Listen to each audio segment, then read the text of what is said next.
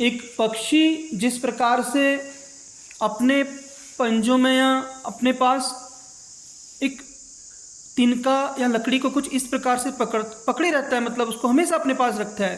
कहने का तात्पर्य यह है कि जब भी कहीं वो बैठेगा तो वो उस लकड़ी में बैठेगा, मतलब ऐसे ज़मीन में नहीं बैठेगा। और तात्पर्य यह है इसका कि एकनिष्ठ है, मतलब एक कार्य के प्रति, एक दिशा के प्रति एकनिष्ठ, एक हृदय वाला, मतलब जिसके प्रति अगर प्रेम हो गया, समर्पण हो गया, तो उसी के साथ अपना संपूर्ण जीवन उसी दिशा में बहेगा, मतलब उसी के प्रति समर्पित रहेगा। तो यह बात सूरदास जी गोपियों के प्रसंग में बोल रहे हैं कि गोपियों के मन में श्री कृष्ण जी समाये हुए हैं। ठीक है, उठते बैठते, सोते, खाते, चलते, अपने पूरे जीवन में वो सिर्फ उन्हीं के बारे में सोचते रहते हैं। मतलब ये कृष्ण, श्री कृष्ण की अपनी एक लीला है, सच कहें जब तो, कि वो जिसके पास गए वो उसके हो गए। मतलब अपने आराध्य को अपने निकट, अपने हृदय के सम्मुख पाकर, अपने मन मस्तिष्क में पाकर गोपियाँ भी, संपूर्ण ब्रज प्रदेश भी आह्लादित है, मतलब आनंदित है। मतलब उनके आनंद की कोई सीमा नहीं है। मतलब ठीक है, तो ये कह रहे सूरदास जी ने बड़ा ही सुंदर, बड़ा ही पद लालित इनका समायोजन करते हुए जो एक पद लिखा, बहुत ही सुंदर पद दिखता है इधर। और उसमें एक बहुत सुंदर दृष्टांत भी है, मतलब एक जो हारिल पक्षी को लेकर है, और बड़ा प्रसिद्ध दोहा इनका ये पद है, मतलब बड़ा प्रसिद्ध पद है। कहते हैं कि हमारे हरि हारिल को लकड़ी, या हमारे हरि हारिल की लकड़ी, मन वच क्रम नंद नंदन सो उर यह दृढ़ करी पकड़ी, जागत सोवत सपने सौतुख काना काना जकरी, सुनत ही जोग लगत ऐसो अली जू करवी ककरी, सोई व्याधि हमें ले आए देखी सुनी न करी, यह तो सूर तिन्हें ले दीजे जिनके मन चकरी। ठीक है, आप एक बात एक साथ मेरे बात दोहराएंगे, मैं एक पंक्ति बोलूँगा, आप बोलिएगा कि हमारे हरि हारिल की लकड़ी, हमारे हरि हारिल की लकड़ी, मन बच क्रम नंद नंदन सो उर यह दृढ़ करी पकड़ी, यह दृढ़ करी पकड़ी, जागत सोवत सपने सौतुख काना काना जकरी, सुनत ही जोग लगद ऐसो अली ज्यों करवी ककरी, सोई व्याधि हमें ले आए देखी सुनी न करी, सोई व्याधि हमें ले आए देखी सुनी न करी, यह तो सूर तिन्हें ले दीजिए जिनके मन चकरी, जिनके मन चकरी।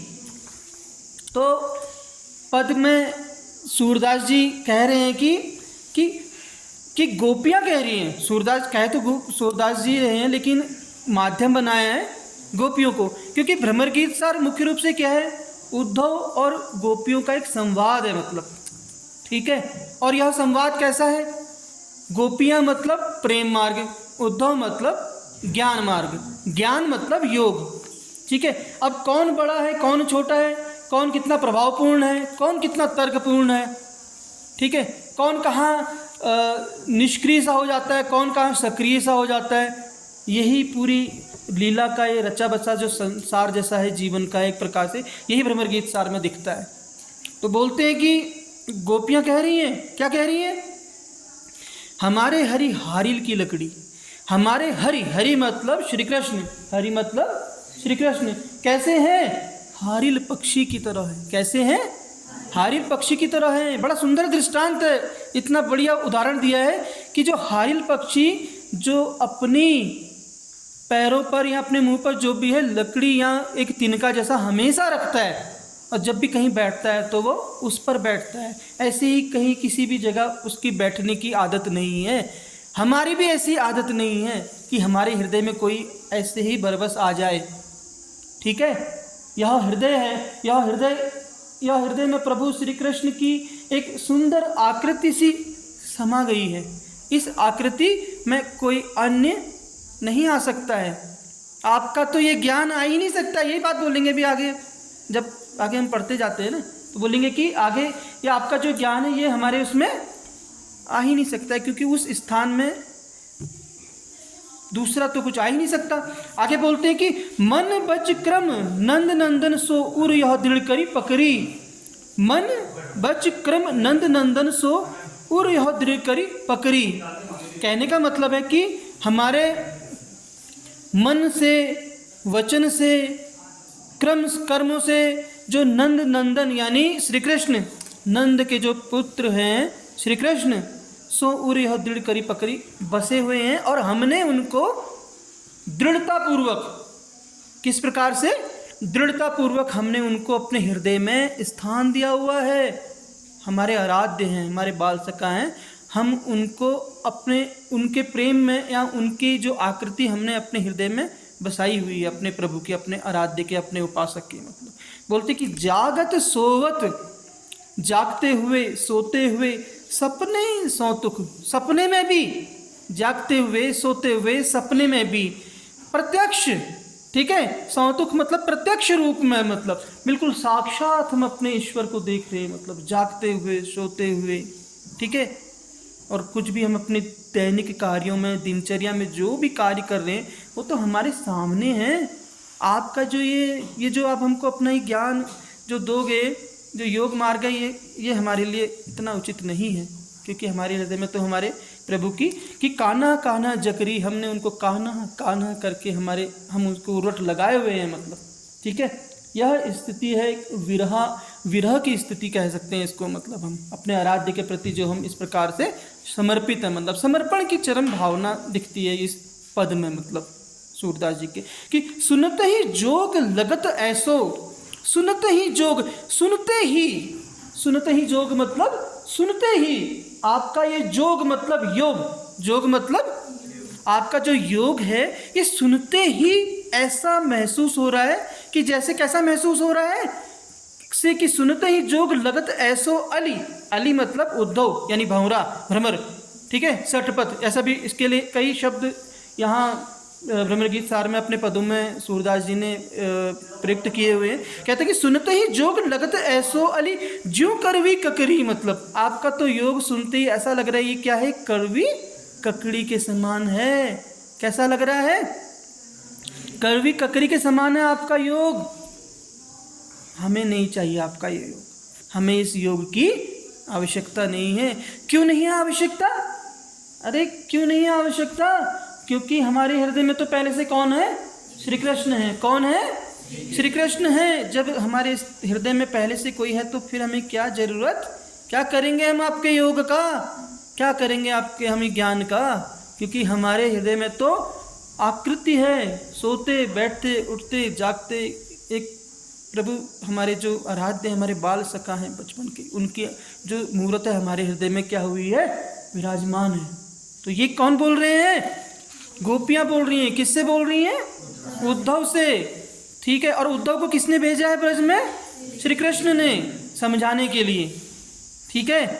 असल में उनका समझाना ही नहीं, वो उद्धव के ज्ञान की भी एक परीक्षा भी ले रहे हैं एक प्रकार से, मतलब ठीक है। उन्हें तो पता है गोपियां मानने वाली नहीं है, ये अपना समूह लेकर वापस आएंगे मथुरा में उद्धव, ठीक है। फिर आगे बोल रहे हैं, आगे क्या बोल रही हैं गोपियाँ? कह रहे कि सोई व्याधि हमें ले आए देखी सुनी न करी। कैसी बीमारी लेके आ गए तुम, ठीक है। व्याधि मतलब रोग, आपकी जो ये बातें हैं रोग हैं एक प्रकार से। ये कहाँ से लेके आ गए अपनी ज्ञान की बातें? हमें नहीं चाहिए, आवश्यकता ही नहीं है इसकी हमें। यह